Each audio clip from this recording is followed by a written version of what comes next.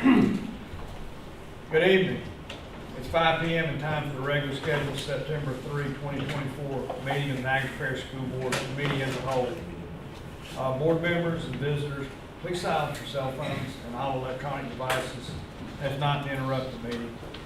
Board members, now that we're required by law to televise all our meetings, please speak clearly and loudly toward the camera and microphone so it can pick up your comments. Ms. Rose, can we have a roll call? Mr. Danzy? Here. Mr. McGuire? Here. Mr. Benefield? Here. Mr. Harris? Present. Mrs. Nagaski? Ms. Palmer? Ms. Phelps? Ms. Harvey? Here. Mr. Prater? Here. Mr. Nicholson? And Ms. Page? Here. Thank you. Superintendent Eloy, can you start with your superintendent report? Yes, sir. Real quick, we were going to have Mayor Patsy Ward Hoover from Natchez here. She was unable to make it, but she did want us to tell everyone that the Village of Natchez is going to have their grand opening of their new municipal building on September 12, 2024 at 10 a.m. on 219 Main Street. The school board will receive a key to the city. But they are also going to be giving a key to the city to Mr. Emil McGuire, who represents that district. So as many board members as can make it, they would really appreciate that because that building, if y'all weren't aware, was originally part of the school board's property. And so we've worked it out where we don't have to take care of it and they get good use of that. So I want to also update y'all. Last month we had a contract that with Head Start that we were looking into. I'm still waiting on the lawyers to get us back the new contract.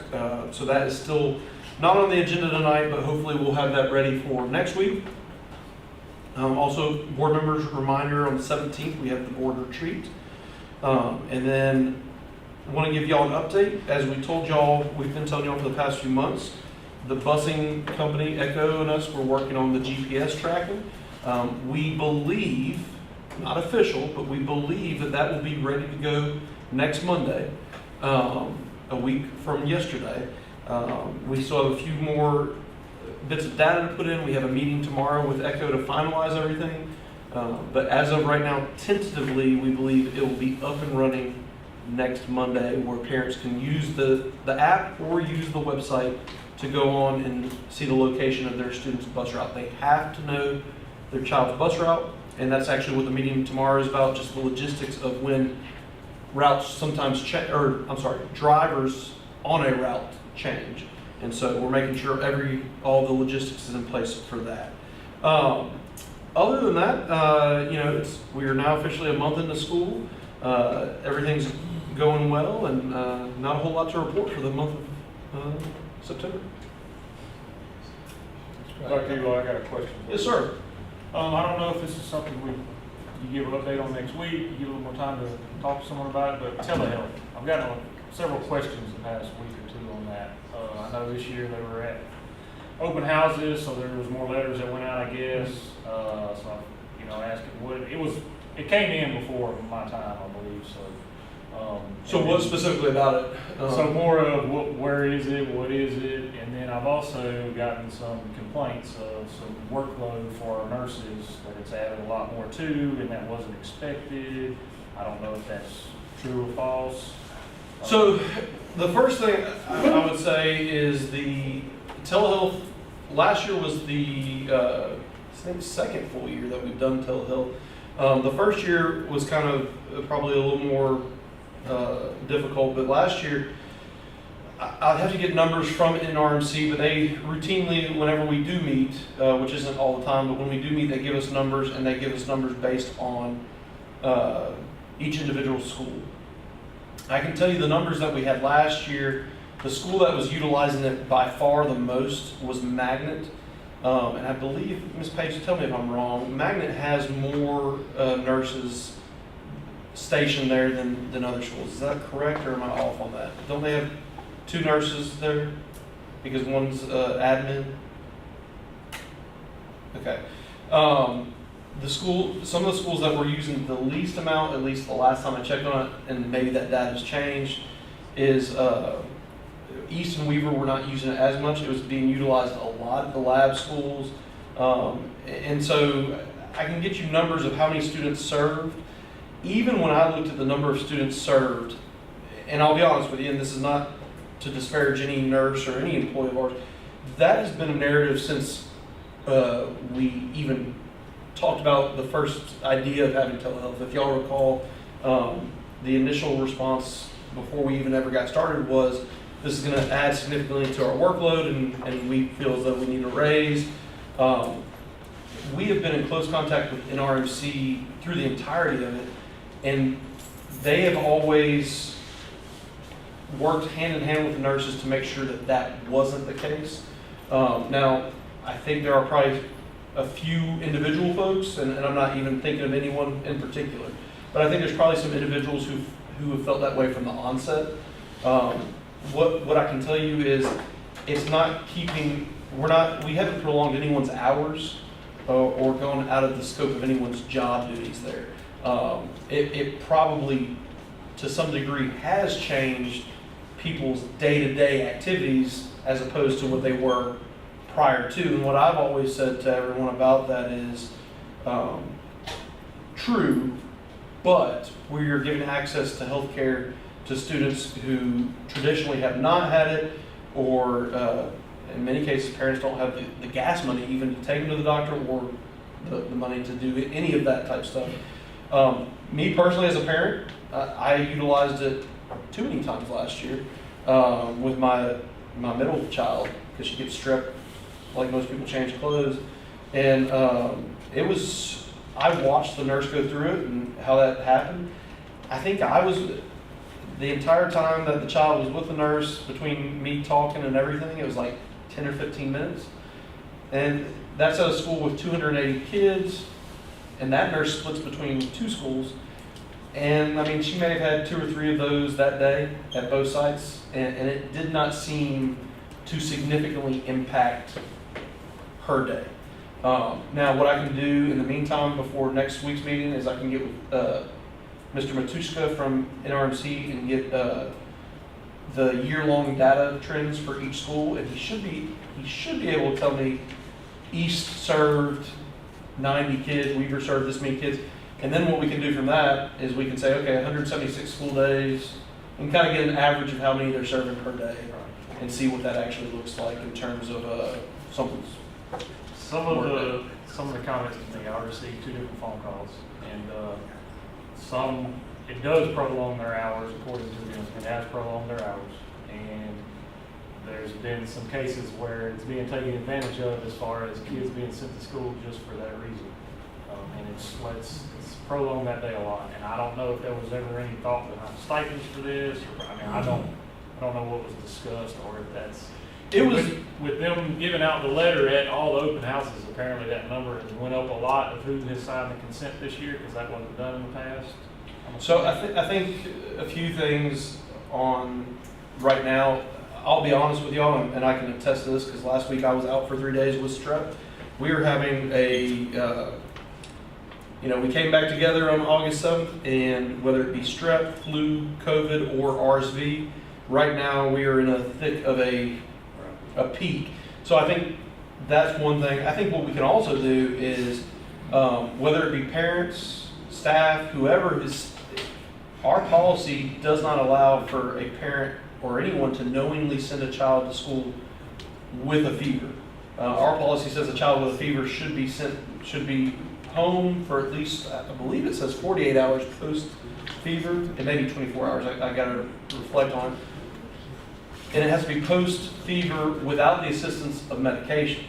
So I don't have any issue with us addressing that. We have a principal meeting come up. We can also address it in a social media post that says, hey, this is a convenience that we're offering y'all, but it's not to be abused in the sense that it's causing more parents to. It's not a doctor's office. Right. It's not a doctor's office. Right. Not to walk in. Now, do I think that some people have probably done that? 100%. And I do recall that when this was initially started, the board had some folks email them, I think, about a stipend. And the board did consider, well, I don't think I don't think the board did consider it because it was not truly prolonging any sort of workday outside of, you know, I think Keep coming in. if they can define it about their workload increasing, because I heard the same thing from the very beginning, very inception of it. And, you know, I hadn't heard nothing this year, but I have heard, and I wanted to just understand the definition of more workload, you know? Because I don't want anybody to not be compensated for if their workload is actually increasing. yeah, I think the problem was initially some people threw out some, I think the board felt were some rather wild figures of maybe like a $10,000 stipend I or think something so. of that nature. I think I remember that. Which, I mean, obviously, when you're in the situation, you feel some sort of way and outside, but I think that's a number that would probably cause greater discontent with other employees than it would actually help the situation. So if the child was there and the telehealth was not there, would the nurse have to see about that child anyway? So Just wondering. they would, the difference is, and you know, I'm sure every nurse is different, but like, my middle child goes to the nurse at least once every 2 weeks. And when she goes, this year we haven't signed up yet. We just haven't thought about it. She's already been in the office. So the nurse does all the normal stuff and says, okay, you're not in too much trouble. And then she calls me and I say, okay, just send her back. So there's a time period with that. With telehealth, when I sat down that day, because when my daughter used it the first time, I went and I said, I want to sit down and watch the process. What they do is, so this child comes up and says, I think my daughter at the time had strep. She said, I have a sore throat, fever, blah, blah, blah. So they do all the normal stuff they would do, but the difference is they do some of that after they've gotten on the telehealth call. So they get on the telehealth call, which that day took like 30 seconds to get on. I don't know if that changes day to day, depending on they're busy, but NRMC has a dedicated staff just for telehealth. So it shouldn't, unless it's just super busy. And they get on there, and so when they get on there, some of the things they have to do is they have to take the temperature, take the heartbeat, heart rate stuff, blood pressure, and that gets put in there. What it allows us to do, though, is it allows a medical professional above an RN or an LPN to actually diagnose some things, and then also not only diagnose, but then send the prescription to the pharmacy. That's what I thought the difference. Yeah. Now, at the same time, I think one of the concerns early on was paperwork.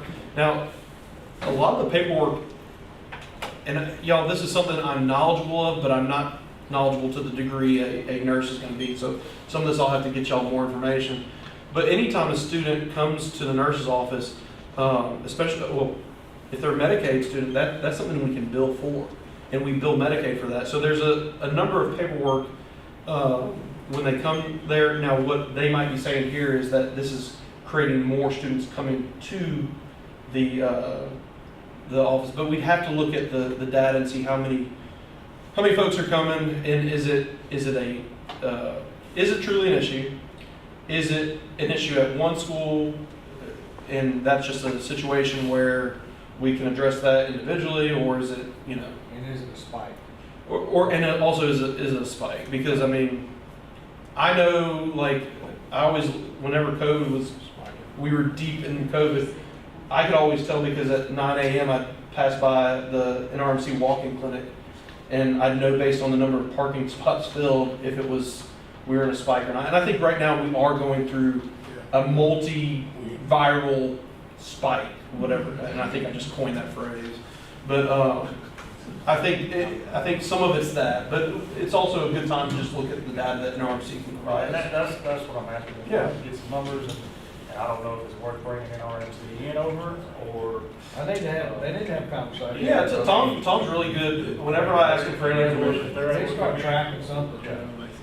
he tracks all that, and I'm assuming he'd be able to tell us right now, like, how many kids are enrolled, and if that's more than last year, and again, it may be a non-issue, and it just, we had like 100% participation at one school, who knows? Right. So, but I'll try to get that for next Thursday.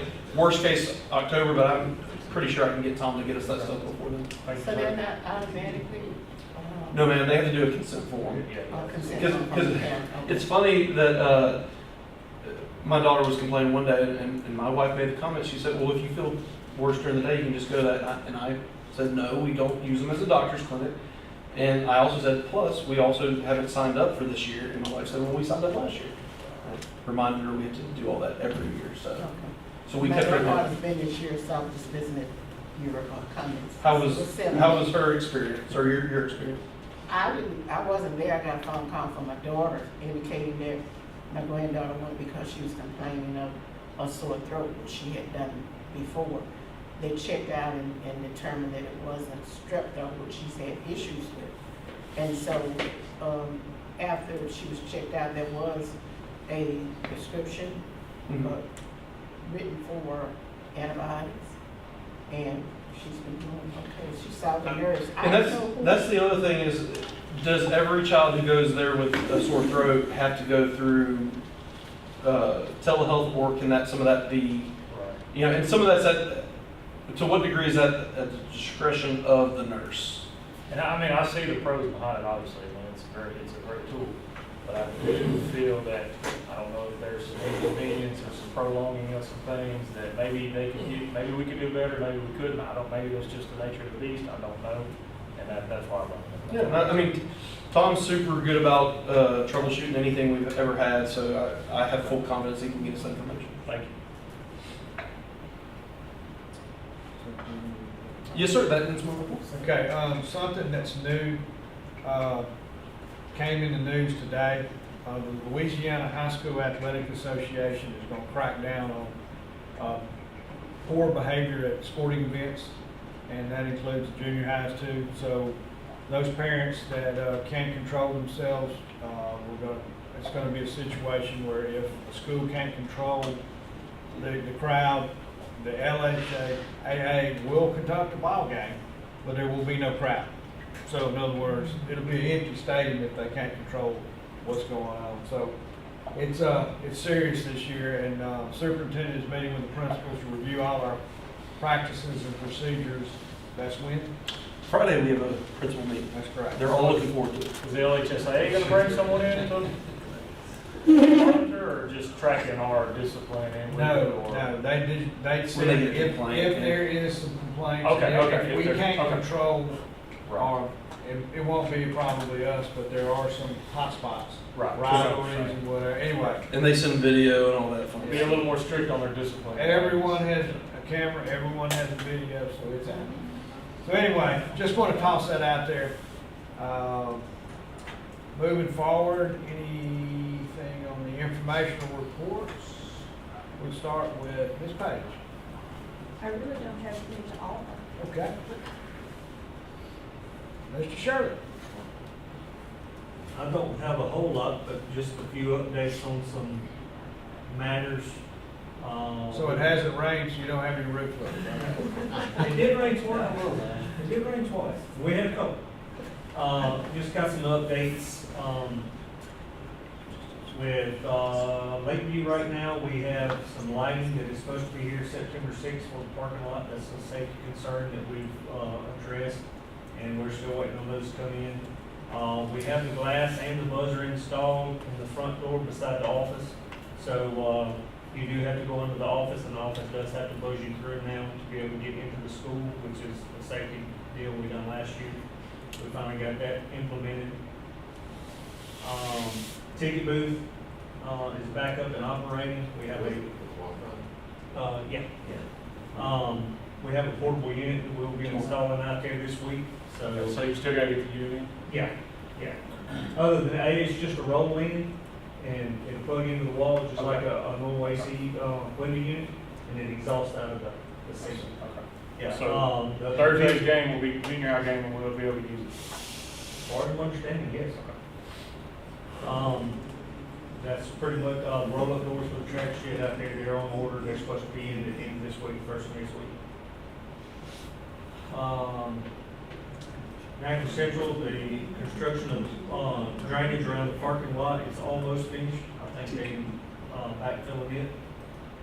We've had 6 or 8 of our gym floors done. The rest of those are scheduled for the first week we're out there in October to finish those up. Just waxing and stuff? Yeah, it's scrub and refinish, recoat. Let's see, I think that's about all of it. Oh, playground equipment at Gold Dome, where the dirt work should start at the end of this week to bring that back up. Same as Fairview, and then we will have the mulch put in shortly after. LP Vaughn's getting mulched too, right? Or Yes. pellets with them. Yeah, they get those. That's about all I have. Yeah. Is that the playground area you were speaking of? It's the Is that pre-K. Pre-K playground Miss- area. Yeah, Miss Tenke had asked about it a while back, because they ordered, the school ordered the playground equipment, but they were unaware of the federal regulations where you have to have, what, 5 inches of It's soft 5 inches material? Soft material. So we ordered that material, and when that gets in, then we can put all their So stuff we in. basically have to make a playground, a circle, Okay. put that in there, and then we can mount up.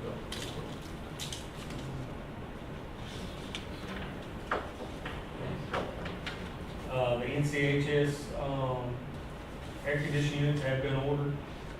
We're hoping to have those in the next, probably week and a half. So we'll get that project started. Just watch. I just want to compliment Mr. Shirley and Mr. Wascom on what I've seen the last, probably about a year now. The diversity of those contractors y'all got coming in doing work. I'm definitely appreciative of that. Yes, sir. We found some good ones over the last couple of years. We found some not so good ones. We found some good ones. Well, I tell you, I went up to Warner Robins and they were plumb in. And then I saw some of our locals that's being able to get in. And that's what we like. We like our local guys, our mom and pops, that have the small companies. 'Cause when you use those type people, you get this. And that goes a long way. You get the heart. It's their community. They want to see it good. So Right. it goes a long way. So I just wanted to compliment you on that. Mr. Watson. Yes, I've got it up on the screen here. The sales tax is down 1.7% for relations. 1.57. 1.57%. The total cumulative for the first 2 months is 3.39%.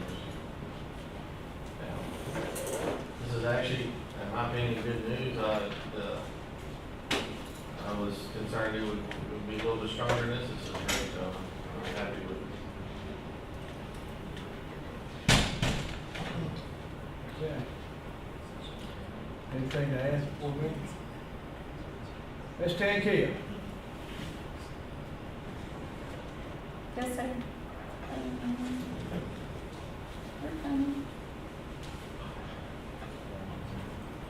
Okay. Finance, 7A, discuss and consider MOU with Career Compass. Yes, ma'am. So y'all approved, I think, 2 of those last month. And here's another one. This is for our 6th graders through 11th graders, and it allows them to do career exploration and also do their graduation planning and access online materials to do that. The contract is for $31,500. We have some matching funds from Orchard. This is budgeted, and they're using Perkins, DSS, and CDF, and a little bit of general to address this, but this is budgeted. And we've been in partnership with them for a long time. We'll vote on it next week. Okay. 7B, discuss and approve adoption of resolution number 1 regarding roll forward of tax assessed values. Okay, we're gonna have next week, we need to have a separate board meeting where we just consider the roll forward of our taxes. The tax values, we get reassessed every 4 years, so we have this process. This is the first resolution presented here. This is, we adopt this one. This basically adopts it if we choose not to roll forward. This is what we do. And then the second one is the evidence of if we do roll forward. So we have to do this very specifically, and then we close the board meeting, and then reopen the board meeting with our normal board meeting. So the first 5 minutes of next week's board meeting, we need to address this issue. So resolution 1 is if you don't roll forward. So Resolution this is the one we have to do in the event we choose to vote down roll forward. Correct. That's why the numbers are slightly different. The one in front of you. Yeah, resolution number 1 is this one here. Yeah, but if you go to resolution 2, I think is what we're asking. Yeah, so, okay, so before I go to resolution number 2, you'll notice these numbers here. They will change in resolution number 2, which is, number C. And That's here. to roll forward. Yeah. So see, and it's only on those items. If the district is not mentioned here, these are the districts we need to roll forward with.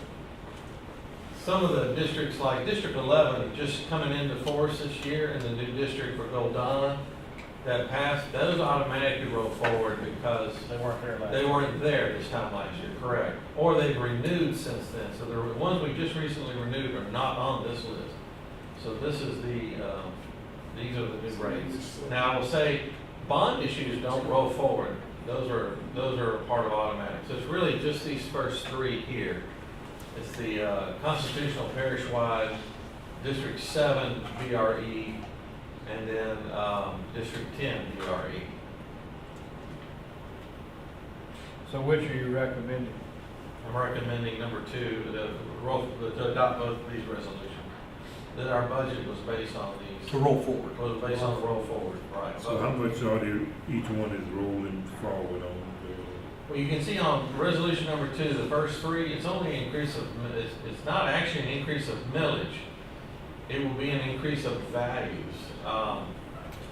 So for instance, if you choose to stay at the same amount, your values increase, but we lower the millage rate so that the customer, the amount of cash stays the same. Same amount, the same cash.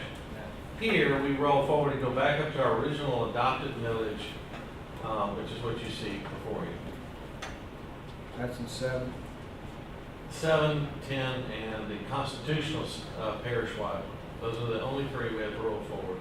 Since we just recently renewed all the other ones, they automatically roll forward with the new assessed values.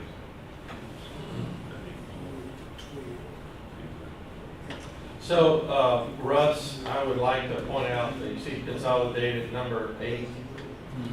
See that it says 22 mills? I used to. Can y'all direct your questions to Mr. Lee? Thank you. That used to be 26 mills. So not only do you have a savings in your BRE 11 of 6 mills, there's an additional 4 mills of savings there. Okay?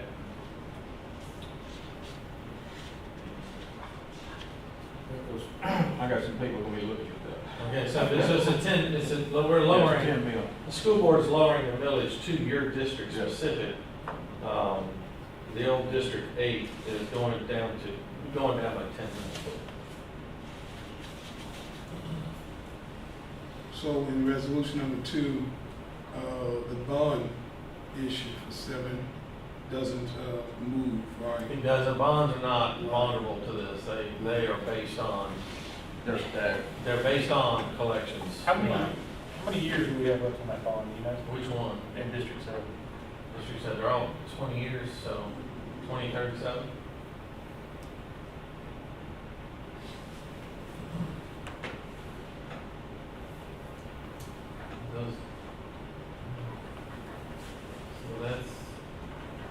These have been properly advertised, and y'all will hear some advertisements in the paper and on the radio, and it's on our website.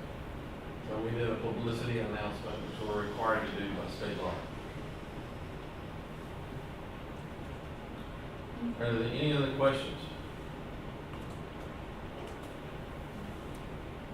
Okay, 7D, discuss and consider student MFP legislative stipend dissemination day.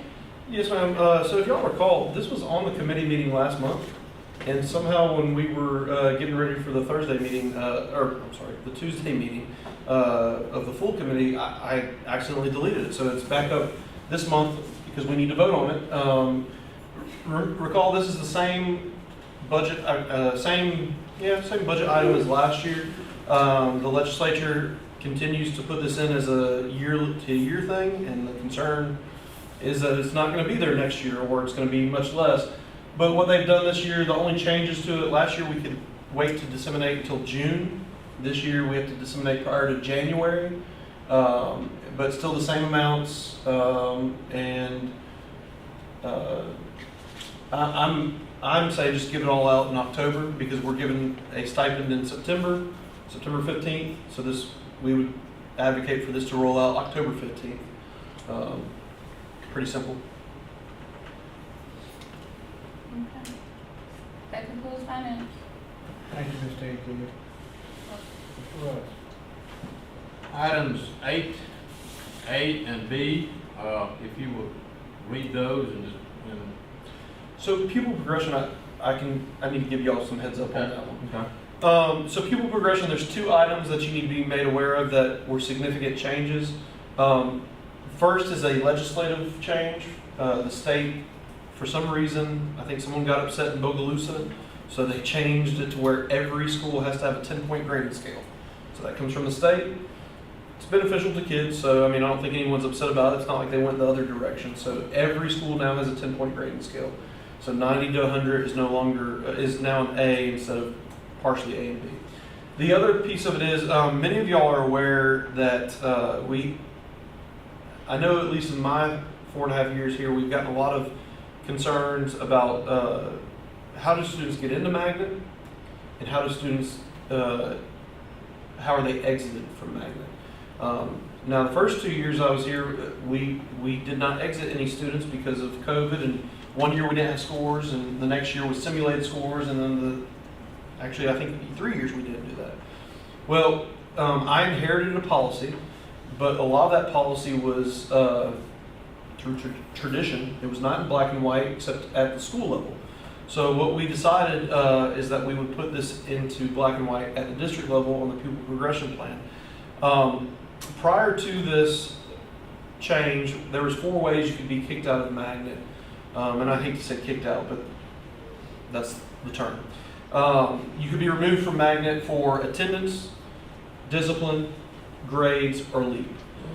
We reduced that down to 2 ways to be removed.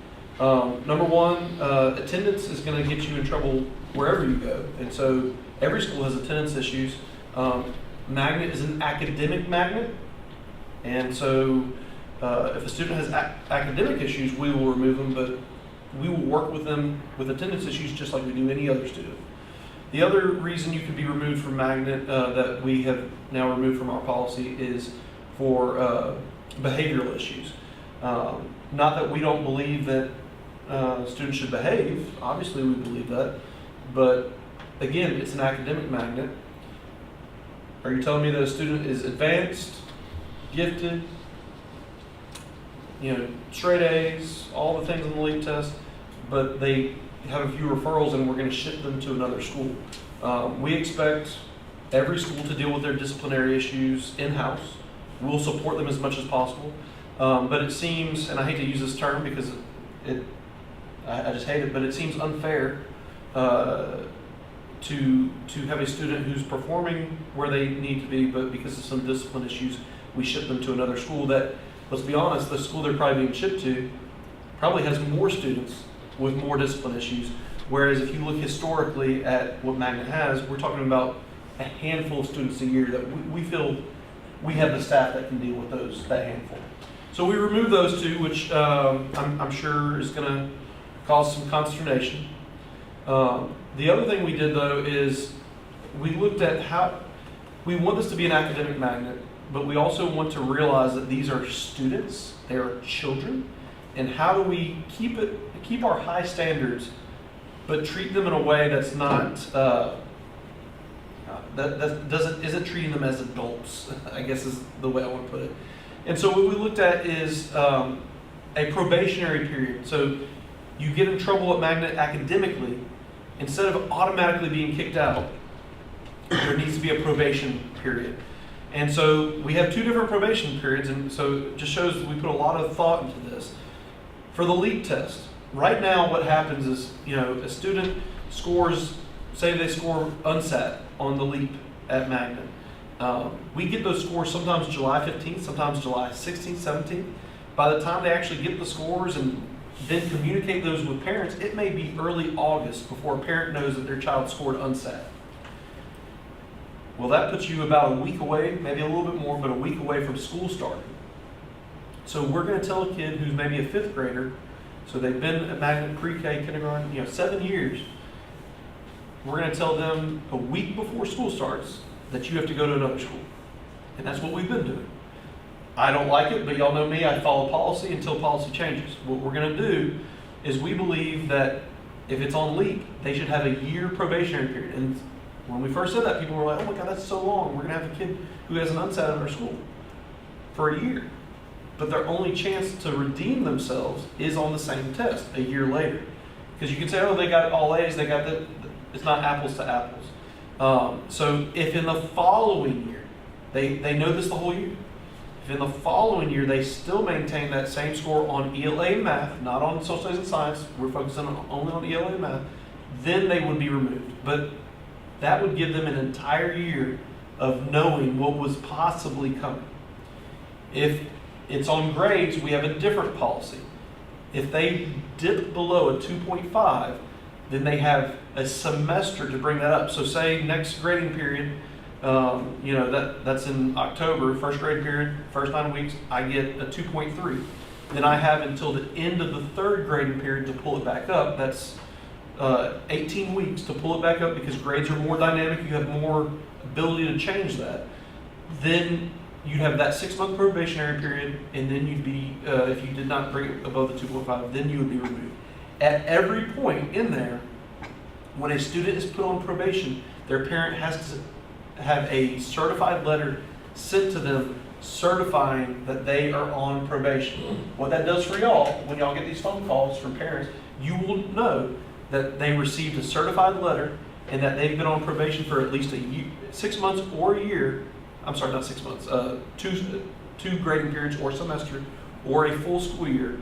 And when they say they're surprised by it, there's absolutely no way they should be unless we did not send them a certified letter. And in that case, I will intervene and say they were not informed, so the policy is moot. We feel as though that this is not going to undermine the legitimacy of the Natchitoches Magnet, but also be fair to parents and students. And before anyone asks, this is not retroactive. This is moving forward. And there may be people who were impacted prior to, and I hate that, but we got to follow policy until policy changes. And so that's the biggie here that I wanted to make y'all aware of. Will there be a sit-down meeting with those parents in addition to the letter? Yes. Because a lot of people just will not sign for a certified letter. So the certified letter is really insurance on our part to say there was communication. The sit-down, we said basically it's an SBLC meeting. Okay. Because, and you may not call it an SBLC meeting, but the whole purpose is you're talking about where they're at, where they need to be, and what happens if they don't. So it's very similar to an SBLC. And it can be an SBLC, it just doesn't have to be. But it's notification. Yes. Magnet kids, I mean, they participate in short and all that, if it gets to that point, correct? Yes, so again, on the discipline side, and there's several examples I can cite to you that of students who were Magnet students who were removed, and then all we did was transfer disciplinary issues. We didn't solve the discipline issues, we just transferred them. And it's very difficult for me to look at one principal and be able to justify a policy that, Magnet already has, and again, their jobs are very difficult. I don't want to minimize a teacher at Magnet is having to push gifted students further, and so that's its own thing. But at the same time, they do not have as much disciplinary problems as some of the other schools do. And so for us to, when they have that one kid who maybe does something that's suspension worthy, then we should not kick them out for that and transfer that same problem. Now, if it's expulsion, they can still be expelled like any student.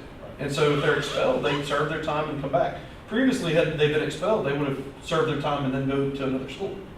Have we removed a high number of kids from Bangor over the last few years? So it's only 2 years. I believe last year there were 5 removed, and this year I believe there was 7. But just to be honest with you, I have not been happy with our policy. I've enforced it, but I did not think it was appropriate the entire time. It was legal.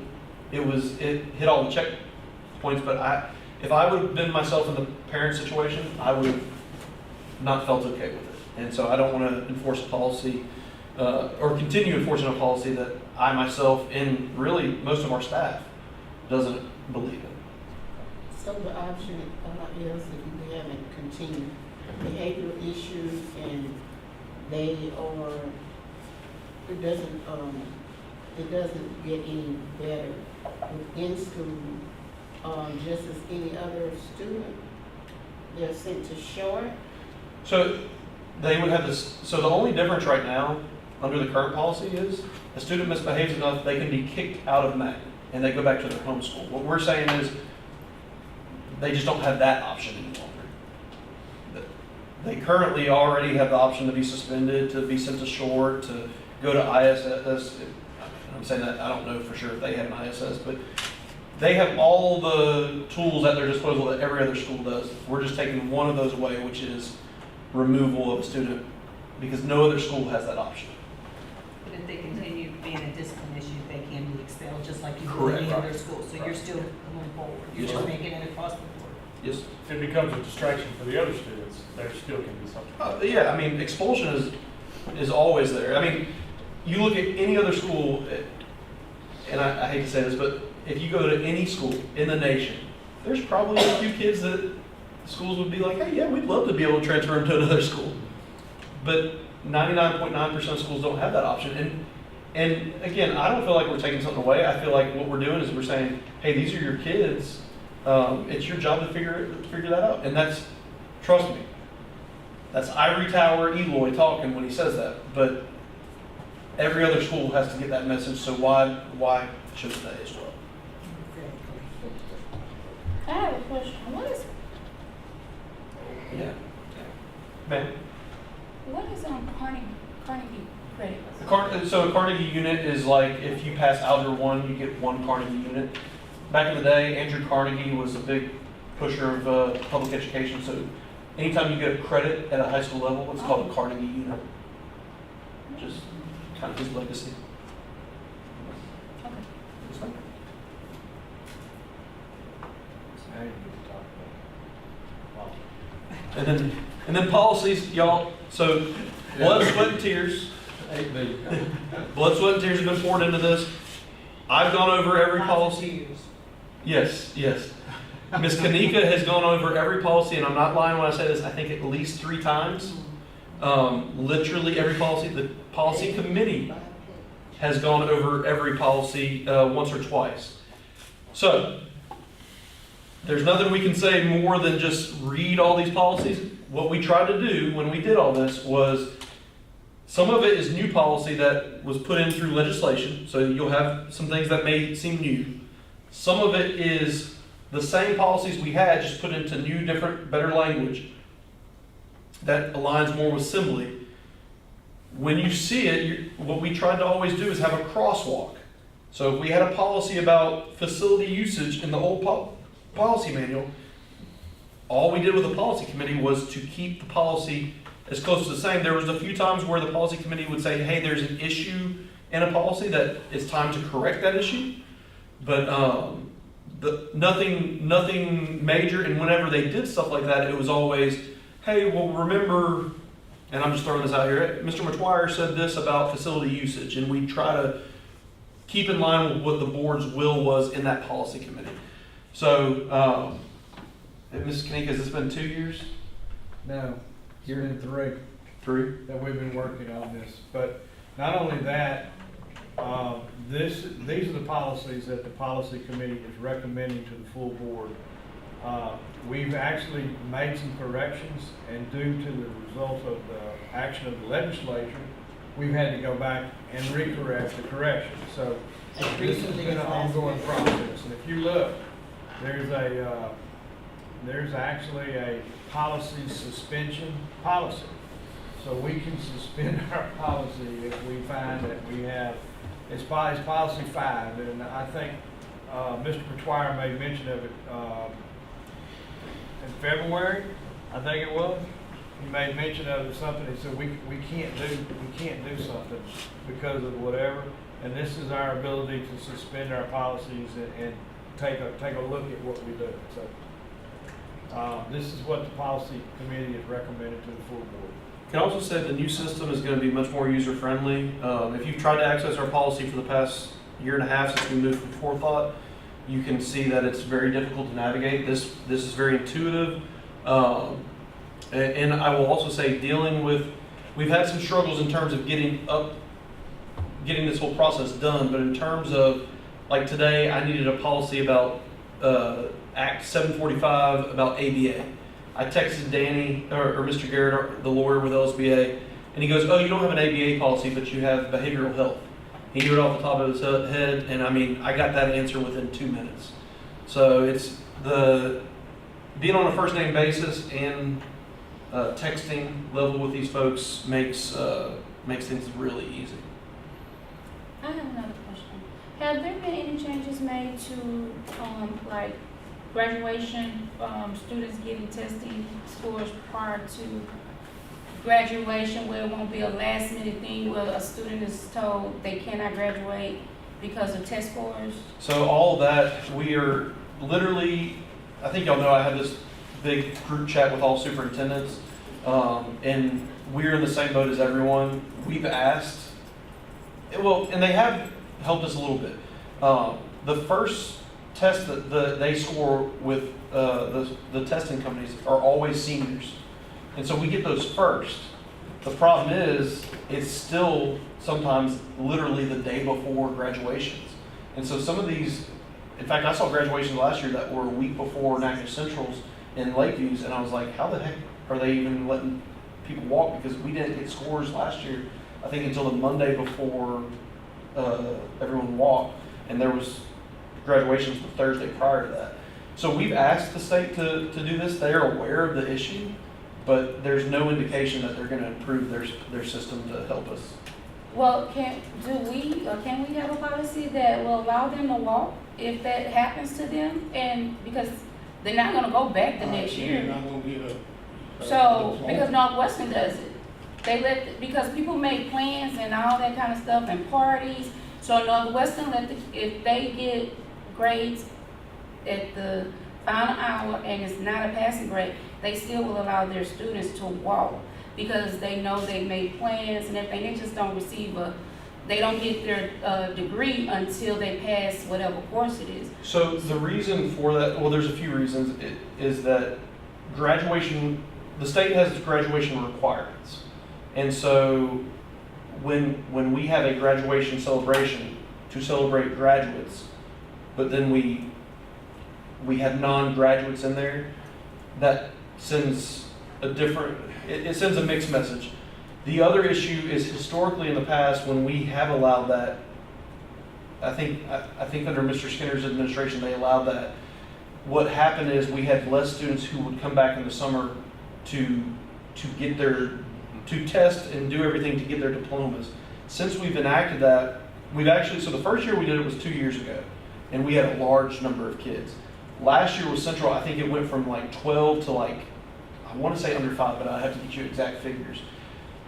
And because I only got one call this year, and the year prior I got a bunch of calls and I had a stream of parents in my office. We've also, according to Ms. Gilmore, and I want to double check this with y'all, but I can get her she can kind of tell the district side and the school side. But last year, every student who didn't walk, we were still able to graduate. Not in terms of walking in graduation, but we were still able to graduate them before the summer was over, which is a huge deal. We've never been able to do that before.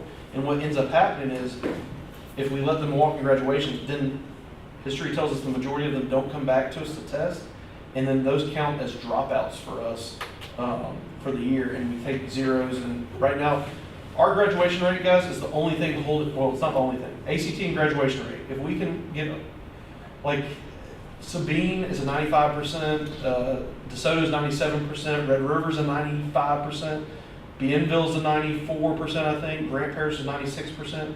We're like, last year we were at 84%.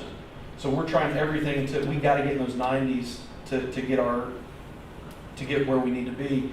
Felicia, am I saying the right numbers here? Yeah. But that has been a tool because this next year, we know we're gonna move up, I wanna say, almost 2 points in graduation rate. And one of the reasons for that is some of these things with walking. That being said, I know parents do that, but like last year, I'll be honest with you, several parents came to me and said, hey, we didn't know we were going to walk. I pulled up Student Communication Center, and we have been communicating with that parent for 2 years about their student's failure and inability to walk. Why they got to 12th grade? Like, Well, I'm saying because they failed at EOC. Sorry, Danielle, sorry. About them having to retest. But every time they retested, they still failed. And so the parents should have been aware. It's just, I don't think that becomes real until it becomes real. Sorry. Excuse me. yeah.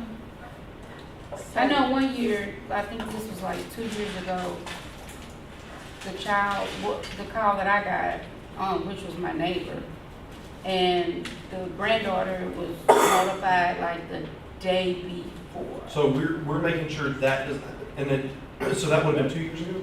Yeah. So I think we're in a better spot now because this year, when I talked to Ms. Gilmore and Mr. Coleman, because 2 weeks before graduation, I was like, where are we at with all that? Because it's not fun for me. Right. And they said, give us another day. And so the next day they were like, they had reduced it down to under 5. And then those kids, I think they were able to actually graduate a few of them and they were able to walk. And so it ended up being like, I'll get y'all the exact numbers for next week, but we went from 12 the year before to like, I keep wanting to say 2, but I don't want to lie to y'all. So let me get those numbers for y'all for Thursday. Okay. So the counselors, when they're having issues with passing a test, because, and I understand what you said about state requirement, but you have a child that has gone to school for 4 years, passed all the required tests, and then they don't fail the state required test and they can't graduate. It seems totally unfair, but I know the state requires that. Well, the state, if you recall, the state had come in and they give an alternative pathway. And Is then, that still in Take it effect? away. no ma'am, was it the first or second executive order of Governor Landry was to take that away? And that really hurt, the alternative. Yeah, because we had students, what they did is they failed, and it was more complicated than this, but if they failed that, they had a portfolio they could create to show that they were successful otherwise. And I believe that was his first executive order, that he took that away. But don't we choose when we take the test? So we do, the problem is going to be, specifically the ones we have the most issues with are biology and U.S. history, which actually U.S. history has changed into civics. But students would fail both of those. And you have to pass one or the other. And so I felt so awful 2 years ago. There was a kid who took it, I want to say 5 times. Failed it every single time. And so that shows, I mean, the school was working with them. I mean, and, you know. But those tests are so Difficult. difficult.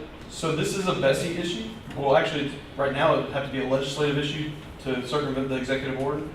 But Bessie right now very much looks at any deviation from graduation requirements as a dumbing down of graduation requirements. And so that's the narrative out there. Although what they'll tell you is that most states, we're one of only, I want to say, under 10 states that don't have an alternative graduation pathway like that. We had it, it was gone.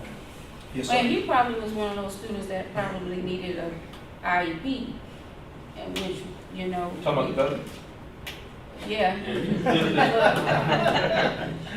I was asking. I was talking about the child who failed at 5. Oh, okay, I'm Yeah, sorry. He needs one too. Well, okay, so But- if a child does have an IEP, there is the April Dunn Act.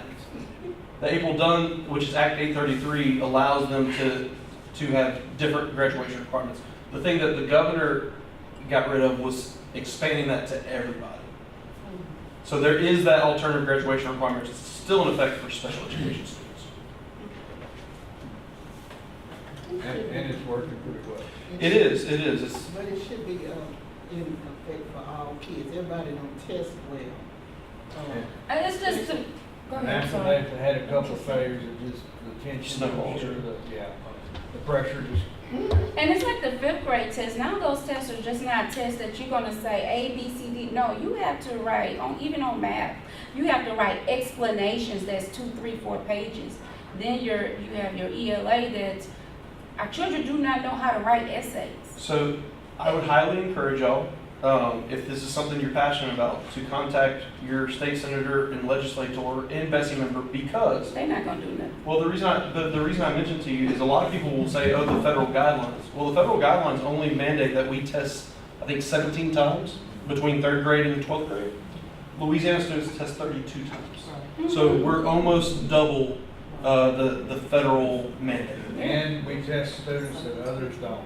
Correct. So we add to our own problem. It's weekly test. By the They time have they to take the learn. test, they like burnt out of testing.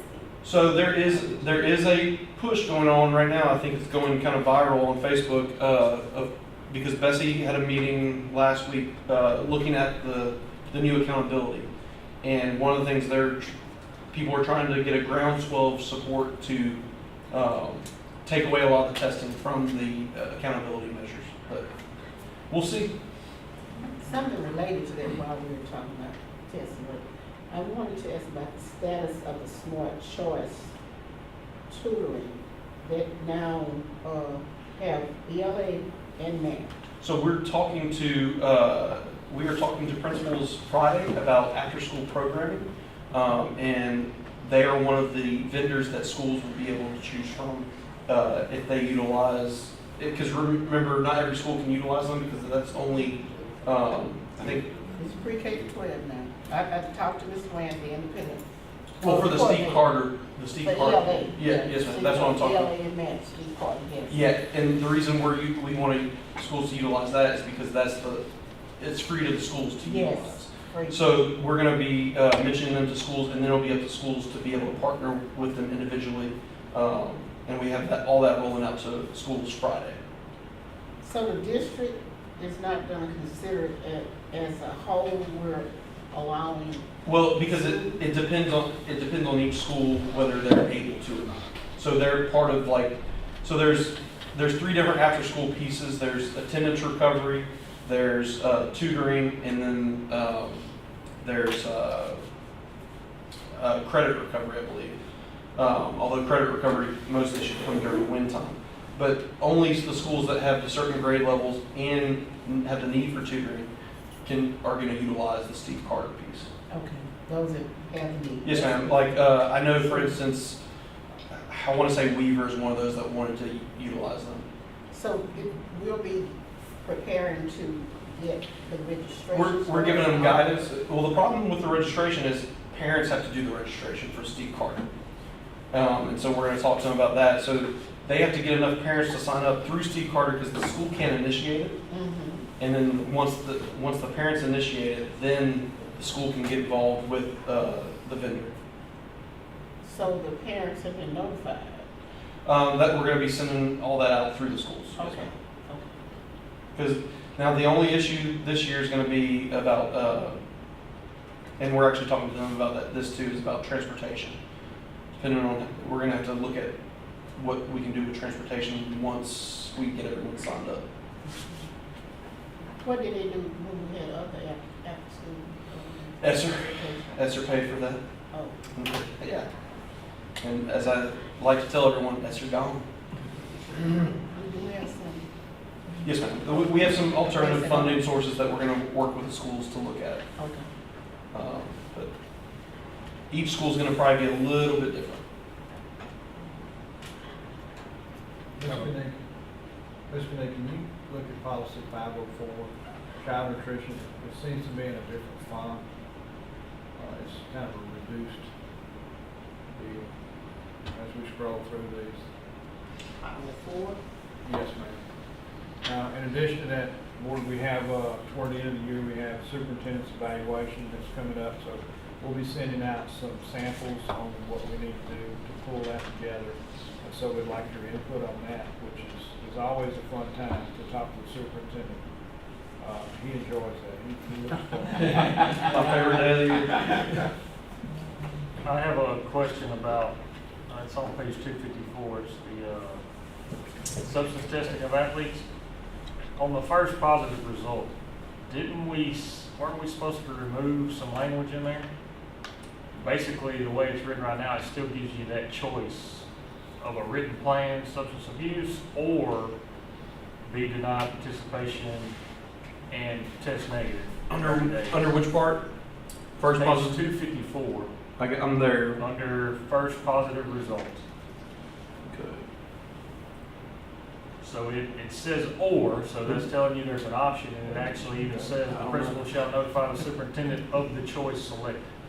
And I remember we had that conversation about removing all that. Yeah, I know, and There should be, I know, me and Ms. Kanika made that shift, but, that's an easy fix for next Tuesday. and then I can't remember because it says abuse counseling provided at the parent's expense, but I would imagine, did we talk about us providing that?